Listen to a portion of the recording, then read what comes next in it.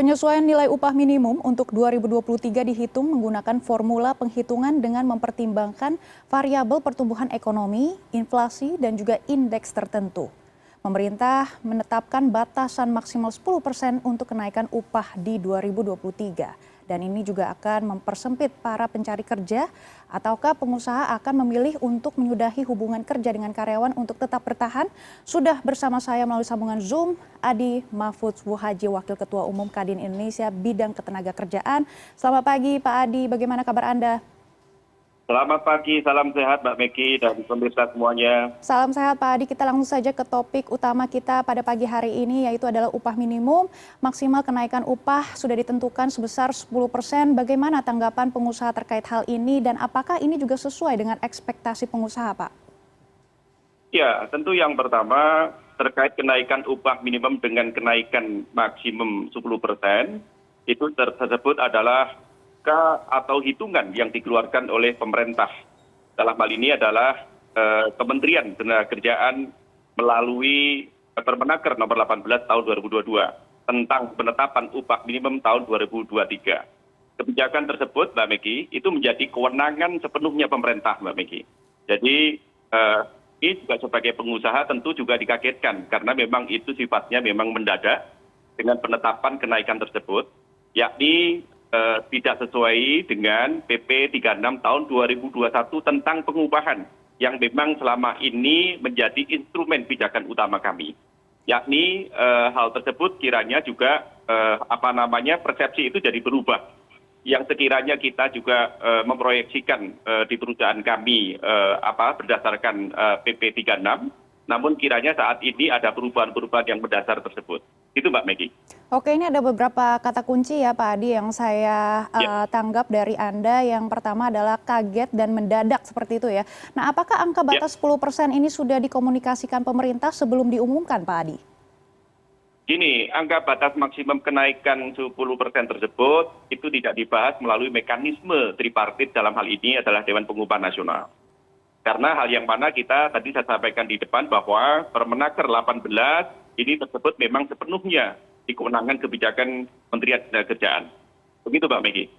Iya, jika menurut pengusaha upah minimum yang sudah ditentukan oleh pemerintah ini terlalu tinggi, sebenarnya berapa angka idealnya dari para pengusaha Pak? Ya, kalau persepsi kami sebagai pengusaha tentu kita tetap berpijak kepada regulasi yang ada.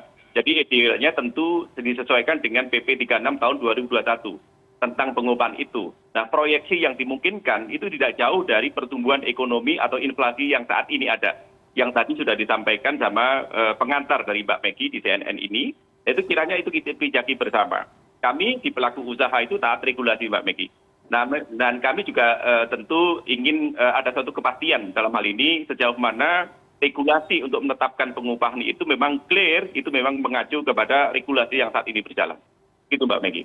Iya, selain regulasi yang ada, Kadin juga sebut kenaikan upah harus sesuai dengan kondisi sektoral. Pak Adi, apakah Anda bisa elaborasi apa maksudnya?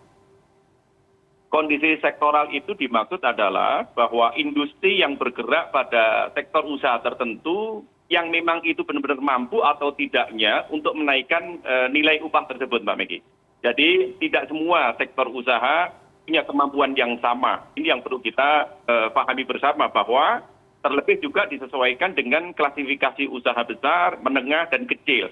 Tersebut semuanya itu berbeda. Baik, untuk kesejahteraan bersama tentunya juga harus mempertimbangkan permintaan buruh ya Pak Adi. Nah, buruh minta kenaikan di angka 13%. Bagaimana tanggapan dari pengusaha Pak? Ya, minta kenaikan upah 13% itu saya kira juga di saat lonjakan inflasi dan usaha sedang pemulihan pasca dampak pandemi COVID-19 ini, saya kira juga terlalu berlebihan. Dan juga terlebih ada ancaman krisis ekonomi global 2023. Tentu saja tidak tepat dan kurang memperhatikan kepentingan hajat hidup orang banyak. Tentu keberlangsungan usaha, pekerja dan buruh itu sendiri jadinya, agak terancam. Dan tentu saja tersebut juga tidak mempresentasikan tuntutan semua pekerja dan buruh dalam arti wajar, bagaimana yang diadvokasikan. Makanya Mbak Meki, parameter atau indikator apa yang menjadi dasar kenaikan itu saya kira itu yang perlu kita pahami bersama. yang kami pahami saat ini seharusnya tersebut memperhatikan regulasi yang ada, yakni tadi yang saya sampaikan di depan, yaitu PP 36 tahun 2021 tentang pengupahan itu. Makanya Mbak Megi, yang paling penting dalam regulasi ini adalah tidak serta-merta harus naik dan bahkan turun. Nah, bahkan upah itu harus ditetapkan. Nah, itu iya, khususnya terhadap upah minimum yang harus ditetapkan oleh gubernur sesuai dengan daerah masing-masing provinsi, kabupaten maupun kota. Tapi Mbak Megi, kabar baiknya bahwa regulasi itu menjamin bahwa dalam regulasi gubernur tidak boleh menetapkan di bawah upah yang saat ini diterima. Nah, itu yang saya kira clear yang harus kita bijaki bersama. Kenaikan itu secara otomatis akan mengikuti indikator ekonomi, yaitu tentang inflasi maupun pertumbuhan ekonomi yang ada saat ini. Ya, baik Pak Adi.